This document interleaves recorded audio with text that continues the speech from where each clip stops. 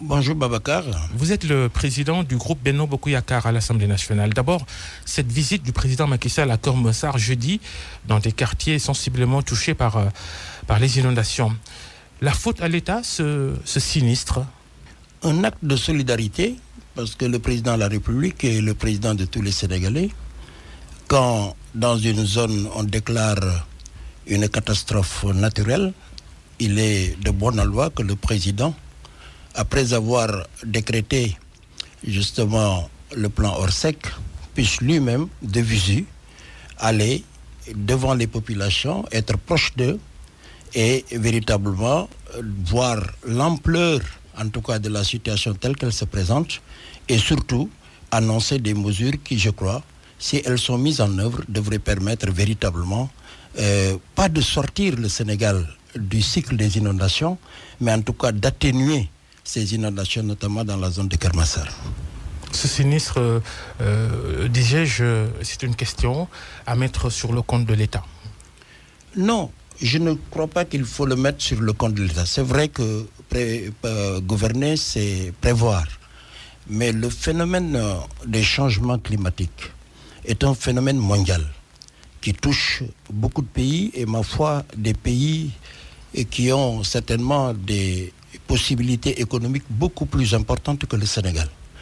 Il se trouve que la question des changements climatiques est une équation redoutable qu'aucun pays aujourd'hui ne réussit à résoudre.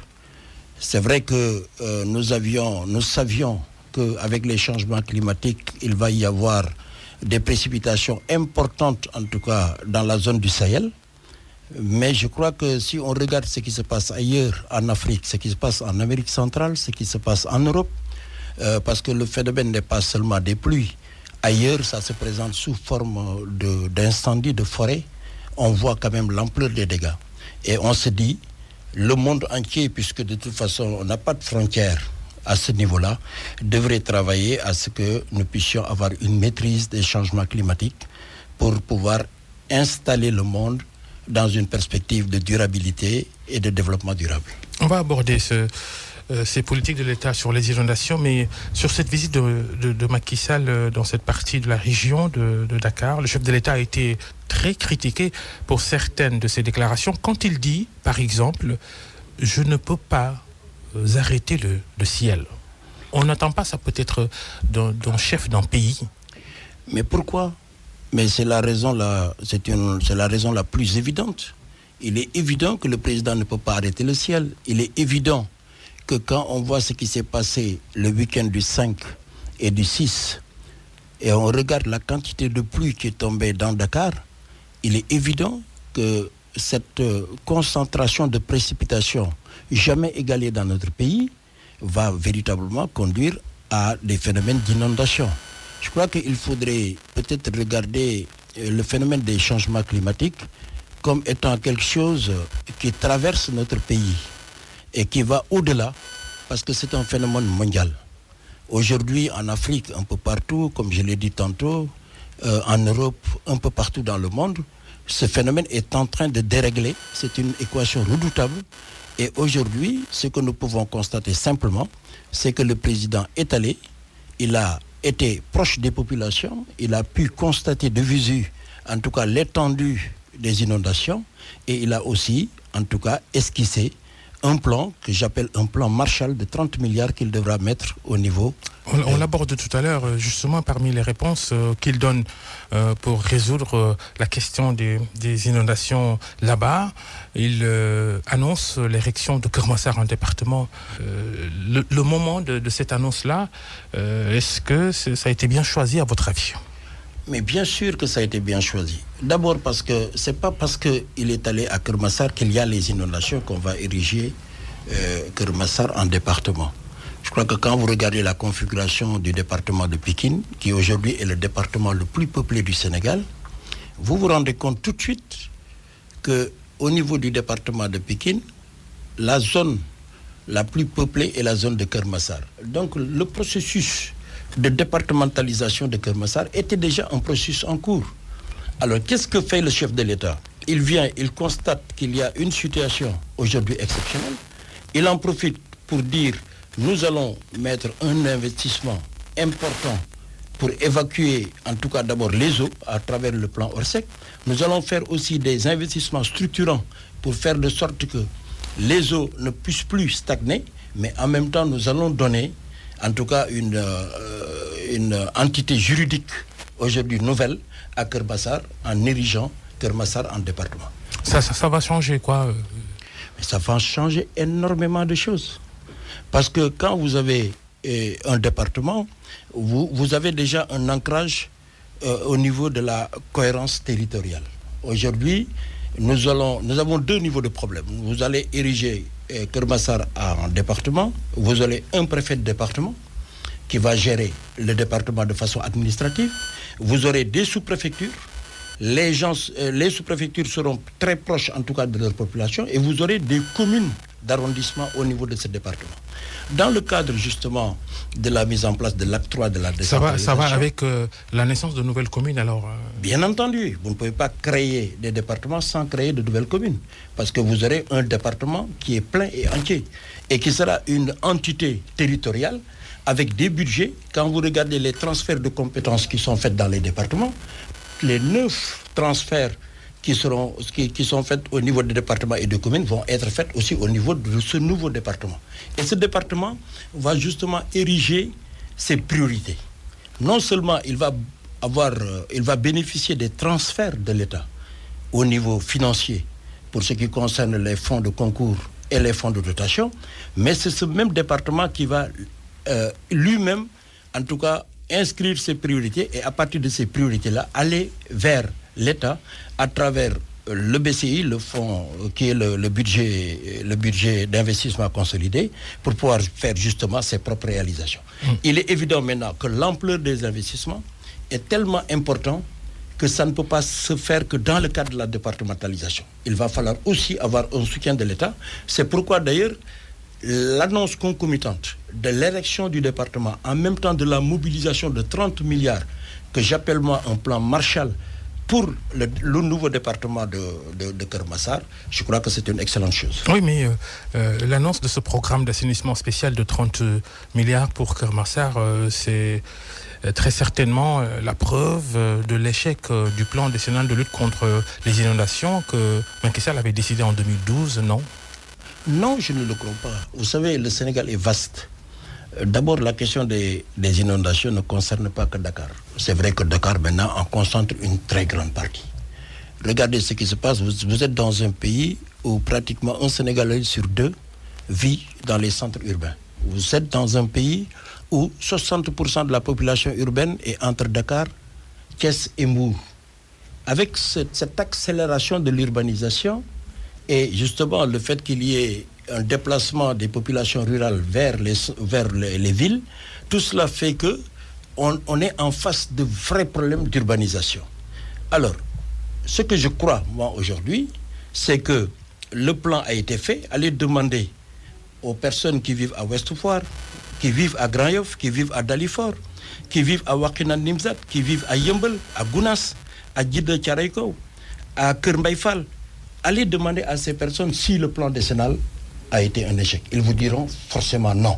Maintenant, il y a des poches pour lesquelles les investissements vous énumérez une infime partie du territoire après 8 ans d'exécution, d'exécution a priori, parce qu'on ne sait pas si le plan a été abandonné ou pas, plusieurs versions qui émanent des autorités sénégalaises. Vous énumérez très peu de surface assainie sur plus de 196 000 km². Oui, non. Mettons le doigt sur les zones qui étaient inondées avant et aujourd'hui sur les zones qui restent inondées. Et vous verrez que l'énumération, nous avons fait une bonne partie du chemin. Maintenant, ce que moi j'accepte, c'est que ce n'est jamais suffisant parce que je fais partie de ceux qui disent que même si on avait mobilisé 10 000 milliards, on ne réglerait pas fatalement le problème. Pourquoi ?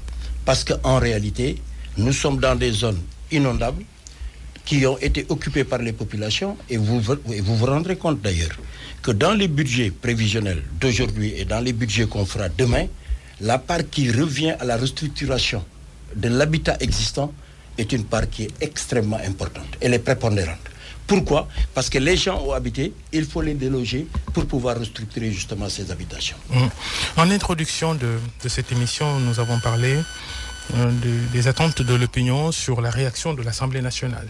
Vous avez convoqué, le président du Parlement a convoqué une réunion du bureau de l'Assemblée nationale pour réfléchir sur ces inondations et demander des informations sur comment ce plan a été exécuté. On s'attendait à une commission d'enquête parlementaire, à la place une mission donc d'information. C'est quoi une mission d'information au Parlement ? D'abord, je dois répondre pour dire qu'on ne crée pas des commissions d'enquête parlementaire comme ça.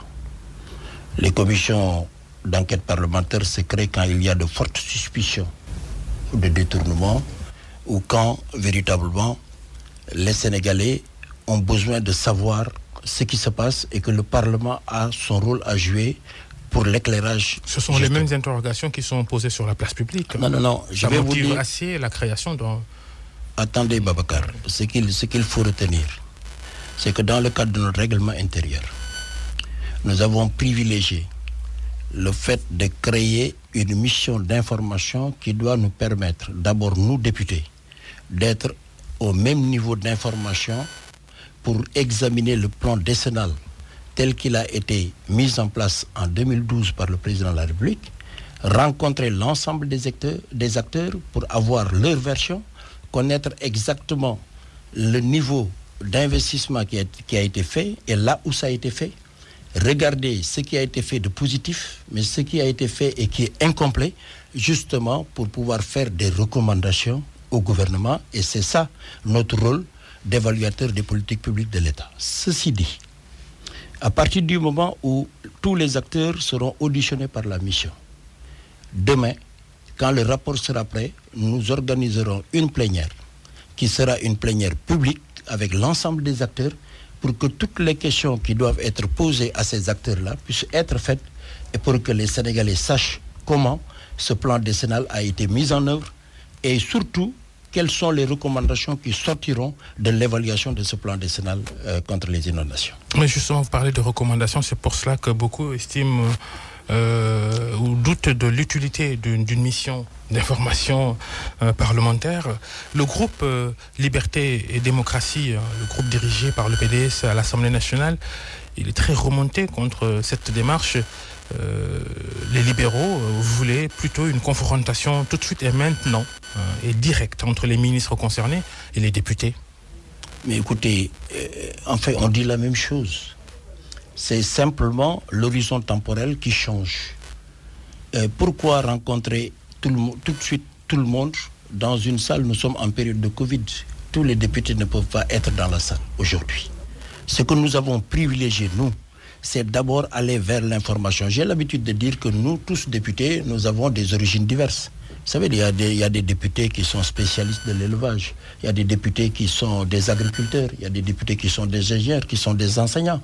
Nous avons besoin que cette mission d'information, qui est composée de 15 membres, et où la configuration politique est représentée au niveau de cette mission, fasse son travail, fasse les auditions, produise un rapport avant que nous allions véritablement vers ce qu'on peut appeler une plénière d'explication avec les mêmes acteurs qui seront devant nous. Et je crois que les Sénégalais, en ce moment, pourront savoir exactement quel est le travail du Parlement, qu'est-ce que nous avons fait, et pourront aussi suivre en direct les réponses, en tout cas, des différents acteurs. Aussi bien les acteurs politiques que les acteurs opérationnels. Les nombreux chiffres avancés par les autorités donnent finalement le tournis à l'opinion entre 750 et 760 milliards. Quelle est la valeur réelle de l'enveloppe? Qu'est-ce qui a été déjà dépensé? On ne connaît pas le montant exact du coût de ce plan. N'est-ce pas là déjà un premier signe de mauvaise gouvernance? À mon avis, non. Vous savez, moi, l'appréciation que j'ai de la gouvernance, quand j'entends parler les gens, surtout de la société civile et certains journalistes, qui parlent souvent de mal gouvernance, je me dis, mais dans quel pays ils sont? Nous sommes dans un pays où on a fait un budget. Le président a fait ce qu'on a appelé un conseil présidentiel, pour lequel on a évalué un certain nombre de budgets. Et nous avons dit qu'il fallait un budget de 760 milliards pour faire face en tout cas aux dépenses qui étaient attendues dans le cadre du plan décennal de lutte contre les inondations. Entre le budget et la réalité, il y a forcément un gap. Aujourd'hui, et c'est ça que je m'évertue à dire depuis un certain nombre de jours, allez regarder dans les lois qu'on appelle les lois de règlement qui sont au niveau de l'Assemblée nationale. Et je dis, et je l'ai dit, et je l'ai répété, et je le répète encore une fois dans votre micro, si vous faites le total des dépenses qui ont été réalisées dans le cadre de ce plan décennal, vous serez à moins de 200 milliards. Ça veut dire quoi? Le programme de 66 milliards qui a été mobilisé tout de suite, parce que c'était un programme d'urgence, a été tout de suite décaissé. Le reste, c'était des fonds que le gouvernement devait rechercher. Maintenant, la mission d'information, justement, nous permettra de savoir exactement qu'est-ce qui a été dépensé, qu'est-ce qui a été fait, quel est le montant que nous avons réellement mobilisé. Et tout cela sera porté, en tout cas, à l'attention et des députés. Et un rapport de mission sera remis à l'exécutif, au président de la République, et il y aura une plénière qui nous permettra de procéder à l'explication de toute cette procédure. Il reste 2 ans seulement avant le terme de ce plan décennal. Pas sûr, non, qu'on arrive à bout des inondations d'ici là? Ah non, pas sûr. Moi, je dis que même sur un horizon de 10 ans, c'est pas sûr. Je crois que si nous devons faire un plan pour sortir carrément le Sénégal de l'eau, des inondations, peut-être qu'il va falloir cibler un horizon de 2035, autant que le plan même Sénégal émergent. Pourquoi? Parce que, comme je vous ai dit, il y a un phénomène d'urbanisation galopante au niveau du Sénégal. Il faudra nécessairement, si nous voulons régler cette question, le coupler avec justement la territorialisation des politiques publiques. Nous ne pouvons pas avoir un pays dans lequel il y a ce qu'on appelle un triangle de prospérité entre Dakar, Thiès et Mbour qui concentre 60%, 66% des populations qui vivent en ville et vouloir pouvoir régler ces questions-là. Ce qu'il nous faut, c'est la vraie prise en charge des questions de développement en faisant appel au pôle territoire et en faisant de sorte qu'il y ait des territoires viables partout dans le Sénégal. Chaque pays, chaque région a un potentiel propre et avec ce potentiel propre-là, nous pourrons véritablement développer le Sénégal et fixer les populations dans leur région. Parce qu'ils auront suffisamment d'infrastructures économiques, d'infrastructures sociales pour pouvoir vivre là-bas dans d'excellentes conditions. En tout cas, une partie de l'opposition n'a pas raté le camp du pouvoir, votre camp, après ces inondations, et vous attribue de toutes les façons l'entière responsabilité de cette situation, les inondations. On peut prendre l'exemple de votre collègue député Ousmane Sonko, le leader de PASTEF. Oui, mais vous savez, moi, vraiment, je crois que je ne veux pas rentrer dans ce type de débat stérile. Moi, je me suis engagé en politique parce que je cherche à trouver des solutions concrètes aux problèmes concrets qui se posent au Sénégal. Je sais aussi que le développement est un long processus qu'on ne peut pas régler tout de suite et maintenant. Si c'était aussi simple, moi, je ne suis pas un messie. Je suis quelqu'un qui s'inscrit dans la politique parce que je sais qu'il y a des problèmes concrets que les Sénégalais vivent et je fais tous les jours l'effort d'apporter des solutions à leurs problèmes. Mais non, vous l'avez dit tout à l'heure et je voudrais y rebondir dessus d'ailleurs. Le groupe Liberté et Démocratie n'a pas demandé autre chose que ce que nous sommes en train de faire. En réalité, ce qu'ils avaient juste demandé, c'est qu'on procède à l'audition directement et qu'on ouvre une session extraordinaire. Cela n'est pas possible. On est au mois de septembre, on est à 20 jours de l'ouverture officielle de la session.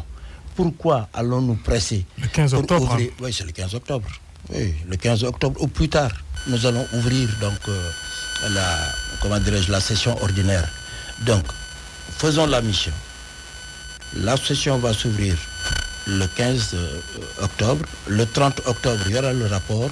Nous avons le temps de nous organiser et de voir avec la Covid qui est encore là, comment nous allons nous organiser pour tenir une plénière représentative de l'ensemble des forces politiques et que nous puissions mener le débat. Maintenant, que quelqu'un, vraiment, veuille surfer sur les catastrophes naturelles qu'il y a au Sénégal pour faire sa propre promotion politique, ça vraiment, je laisse le peuple sénégalais l'entièreté de la considération qu'il peut avoir pour ce genre de jeu. Moi, je ne suis pas une personne qui surfe sur la détresse des gens, je suis une personne qui apporte des solutions à des problèmes. C'est de bonne guerre peut-être, tout le monde fait ça quand on est dans l'opposition.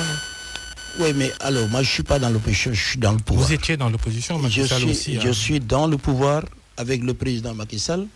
Nous sommes en train de transformer le Sénégal à travers en tout cas des programmes et des investissements structurants.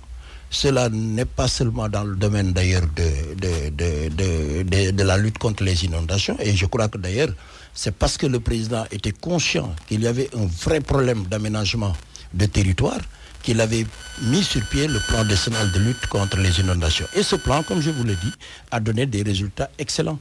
Allez-y aux Parcelles Assainies. Il y a 24 unités. Il n'y a que 2 unités aujourd'hui, que sur 2 unités qu'il y a de l'eau qui stagne. Ça veut dire quoi? Ça veut dire que beaucoup d'efforts ont été faits. Magnifions ce qui a été fait.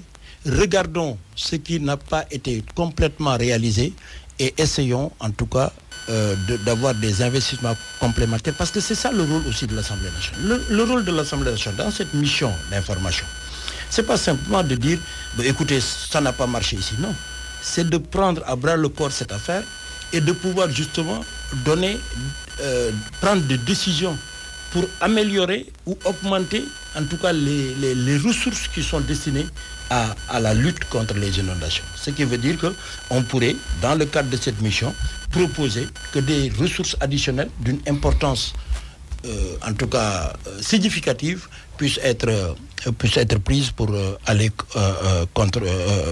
lutter contre les inondations. Ousmane Sonko et d'autres politiques qu'on a entendus sur notre question, sur le débat, sur le statut de l'opposition et de son chef, débat utile pour certains, ça ne l'est pas pour d'autres. La majorité en fait une question importante. L'Assemblée nationale va travailler sur la question. Comment désigner le chef de l'opposition à Aimé Rouning? Écoutez, d'abord, moi, dire que c'est un débat utile ou inutile, je me porte en faux contre ça parce que c'est une réforme constitutionnelle quand même. Il faut pas insulter les Sénégalais qui ont voté la réforme constitutionnelle de 2016 et qui ont accepté à une très large majorité qu'il y ait un statut du chef de l'opposition. Donc la question ne se pose pas là. Maintenant, quant à répondre comment réfléchir, comment choisir le chef de l'opposition, je fais confiance au débat, au dialogue politique qui est en cours. Le dialogue politique... La question a été confiée à des experts pour trancher. Oui, c'est bien, mais le dialogue politique, ça reviendra toujours au dialogue politique. Le dialogue ne veut pas dire qu'on va aller vers une unanimité, mais il faudra qu'on retrouve des consensus. Et je crois que le peuple sénégalais est un peuple mûr, c'est un peuple qui, du point de vue politique, a montré plusieurs fois que quand il y avait des choix à faire, ils étaient prêts en tout cas à se mettre d'accord autour de l'essentiel. Il y a 2 écoles. Il y a ceux qui croient qu'il faut que la personne qui est arrivée 2e à l'élection présidentielle soit le chef de l'opposition. Et il y a d'autres qui croient que non, il faut que ceux qui ont le plus grand nombre de députés au niveau de l'Assemblée nationale, qui est le prolongement quand même de nos partis et de nos coalitions de partis dans l'hémicycle, soit le chef de l'opposition. Et ce que je signale, c'est que nous sommes dans un régime quand même présidentiel. Et dans un régime présidentiel, c'est l'élection présidentielle qui est la plus importante. C'est le président qui est la clé de voûte de toutes les autres institutions. Maintenant, ce débat-là va continuer, on verra bien les arguments des uns et des autres, on verra bien aussi ce que vraiment le dialogue politique va décider. Et en ce moment, en tout cas, ce que j'ai dit moi, en tant que président de groupe, et je l'ai dit au nom de l'ensemble des députés de mon groupe, et nous représentons 132 députés, c'est que tous les consensus issus du dialogue politique seront votés par mon groupe. Il n'y a aucun problème. Sans amendement. Mais on n'a pas besoin de les amender, parce que nous avions dit que tous les consensus sortis du dialogue politique, nous allons les voter, nous allons les appuyer. Ceux qui soupçonnent des deals entre vous et certains leaders de l'opposition pour tracer la voie à certains pour qu'ils occupent le fauteuil de chef de l'opposition, est-ce que Macky Sall et Idrissa Seck, ils se parlent? Vous savez, moi je ne suis pas dans le secret. Vous êtes le président du groupe Benno Bokk Yakaar. Oui, c'est pas rien. Non, ma responsabilité s'arrête à l'Assemblée nationale. S'il y a des tractations à l'Assemblée nationale entre les groupes avec les non-inscrits, comme ça vient de se passer pour la constitution des 15 membres de la mission d'information, je suis très impliqué. Parce que je participe au choix des députés de mon groupe et je réfléchis avec les autres que j'ai en face de moi, notamment le président du groupe Liberté et Démocratie et le représentant des non-inscrits de ce mois qui est M. Déthié-Fall, pour que nous puissions harmoniser et faire les choix des 15 députés qui vont siéger au niveau de la mission. Mais quand il s'agit vraiment des coups de téléphone de M. le Président de la République ou de son carnet d'audience, ça, mais vraiment, Aymérou n'est pas outillé pour le savoir. Franchement, je ne le sais pas. Macky Sall, votre chef de parti, l'APR, a confirmé au cours d'une réunion politique qu'il va élargir le gouvernement à d'autres sensibilités. Ça fait forcément grincer des dents dans les rangs de l'Alliance pour la République et chez vos alliés. J'étais pas là, parce que pourtant je suis membre du secrétariat national, mais j'étais pas là à cette réunion. Ce que vous évoquez là, j'étais pas à cette réunion, donc je ne peux pas répondre à cette question. Mais en tout état de cause, ce que je peux vous dire, c'est que quand on organise un dialogue politique pour aller vers des consensus forts dans ce pays, mais la conséquence logique de cela, c'est qu'il y ait des accords programmatiques et des accords politiques qui, à mon avis, ça ne me choque nullement que ça débouche sur des accords même de gouvernement. Moi, ça ne me choque pas du tout. Parce que sinon, pourquoi appeler au dialogue?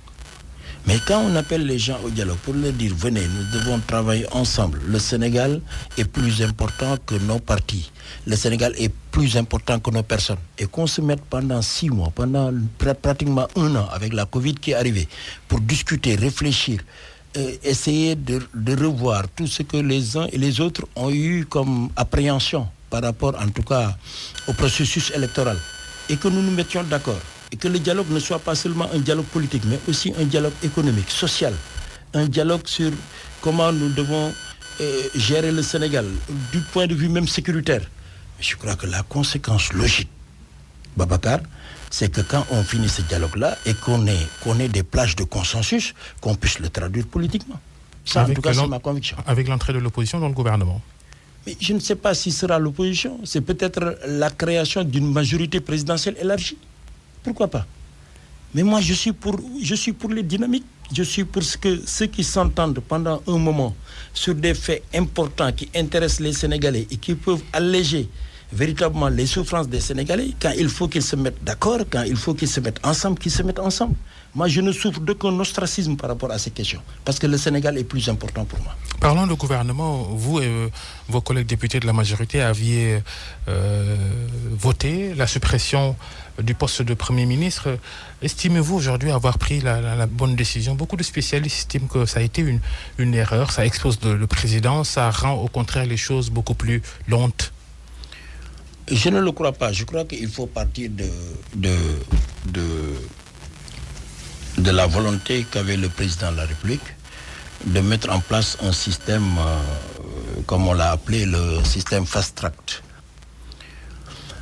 Parce que il faut analyser les choses par rapport à leur contexte. Nous sommes dans un pays où pratiquement chaque fois que quelqu'un est mis dans une station ou dans une position où on subodore qu'il peut être le numéro 2, et les gens se tirent entre les pattes et ne font pas le travail correctement.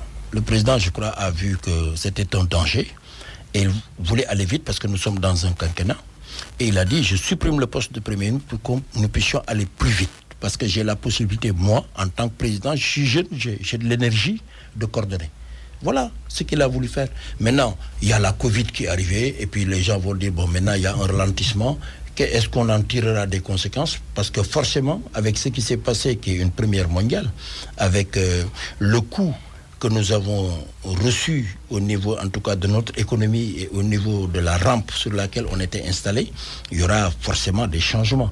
Mais quels vont être les changements? Est-ce que ça va se traduire dans la manière de configurer les choses? Ça, je ne peux pas le dire. Seul le président de la République qui a cette prérogative pour le dire. Mais en tout cas, nous avions voté la suppression du poste de Premier ministre et nous sommes d'accord avec le président qu'il fallait le supprimer pour aller plus vite. Et nous n'avons pas changé d'avis. Et ce débat que Macky Sall semble vouloir faire oublier à tout le monde son mandat. Mais écoutez, Babacar, très franchement, je suis toujours gêné quand j'entends les gens parler de mandat. Parce que le Sénégal a connu ces histoires de mandat-là et de troisième mandat déjà en 2012. En 2012, cette question a été posée, où le président qui était en exercice a dit qu'il allait chercher un troisième mandat. Et les Sénégalais se sont mobilisés pour dire que non, il ne fallait pas qu'il ait ce troisième mandat, que c'était un mandat qui était illégitime. Mais moi, je suis quelqu'un qui croit aux institutions de son pays. Je crois à toutes les institutions de mon pays. Et surtout à l'institution judiciaire qui est véritablement le fondement de notre sécurité, à nous tous.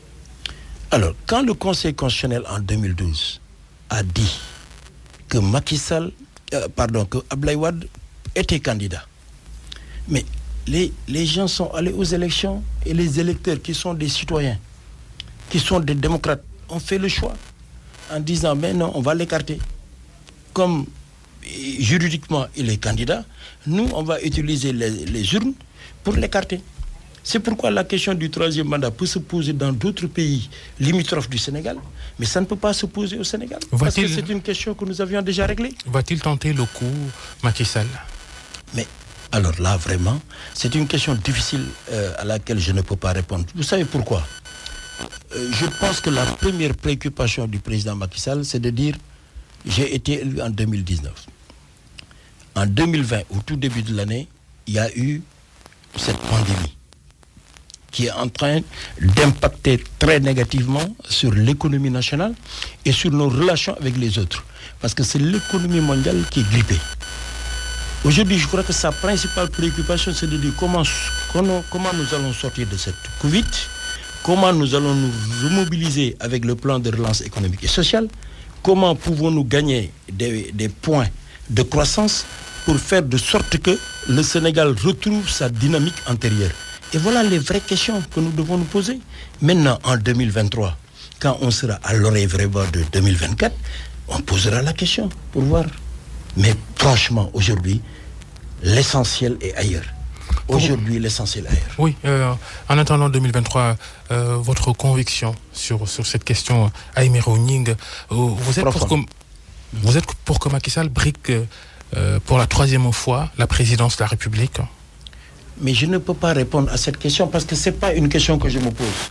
Maintenant, si vous me dites, est-ce que juridiquement il peut le briguer?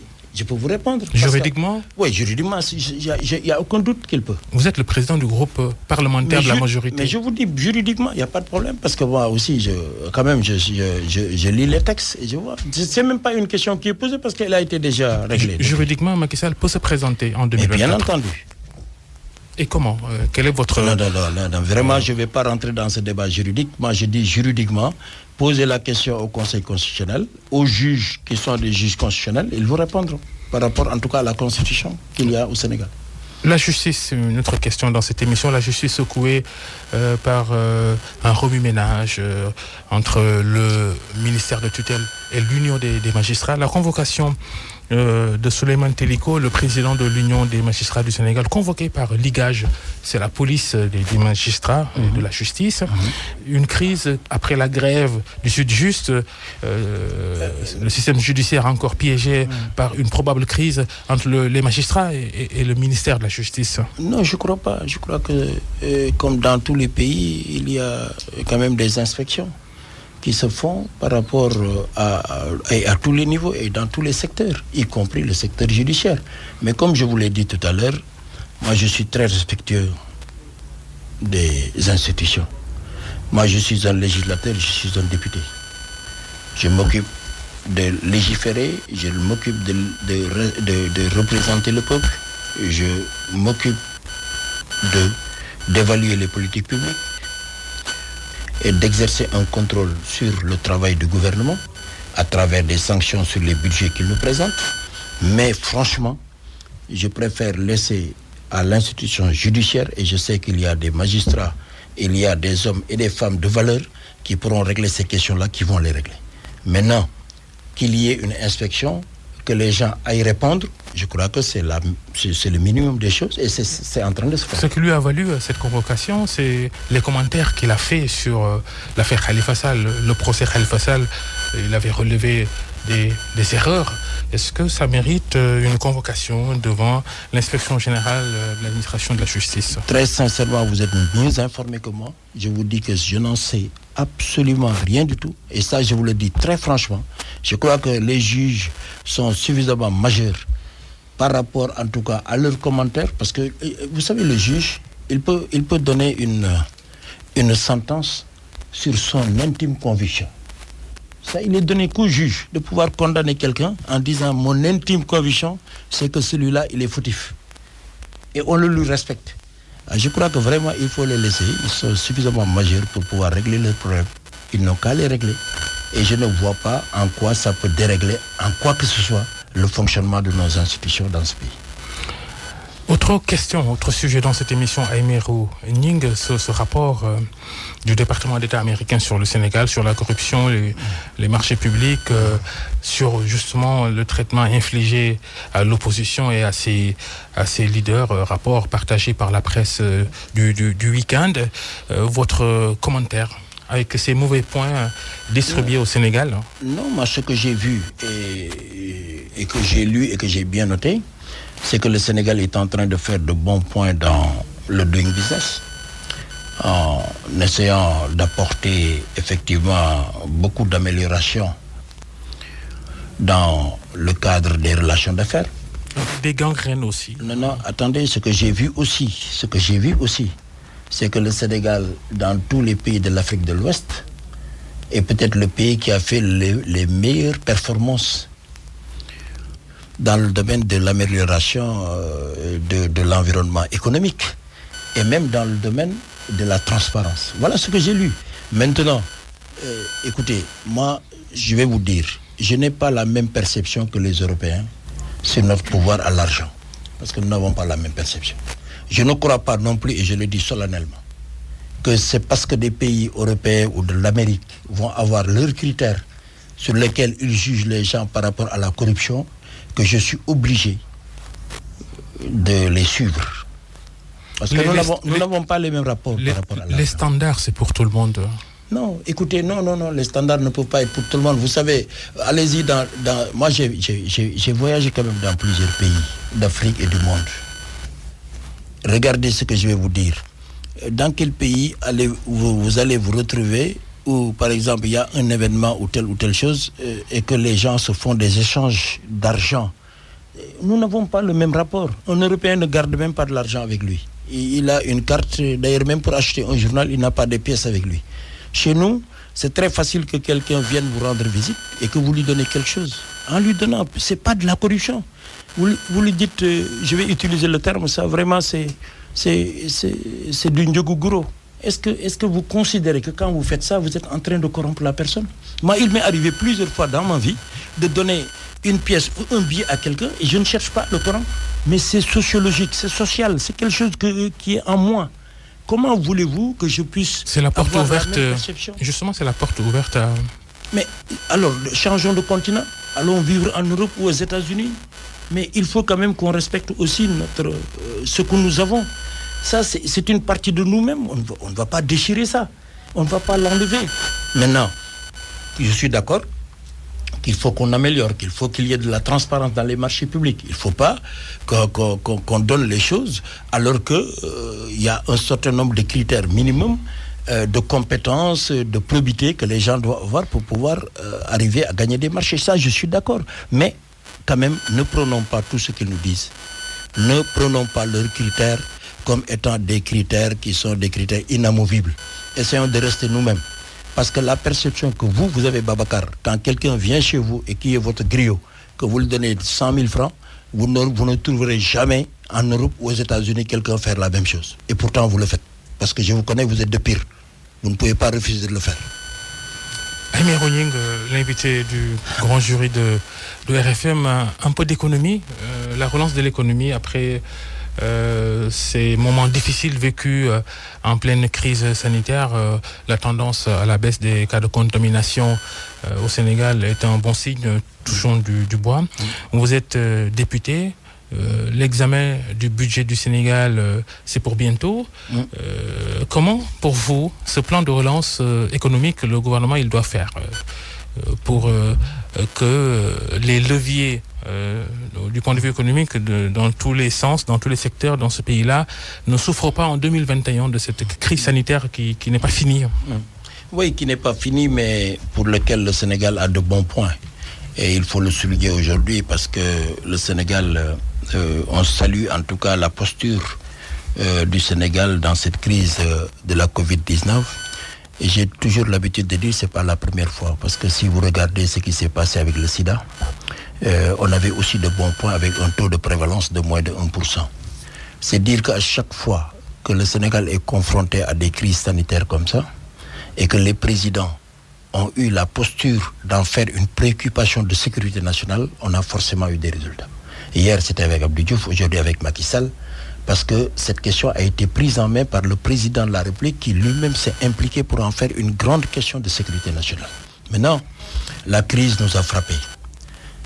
La visite d'ailleurs du président de la République que je salue au niveau du bassin arachidier, dans les régions de Kaolack, de Fatick et de Kaffrine, est une bonne chose. C'est montrer aussi que quand bien même l'eau a apporté des inondations, nos cultures aussi se sont bien comportées.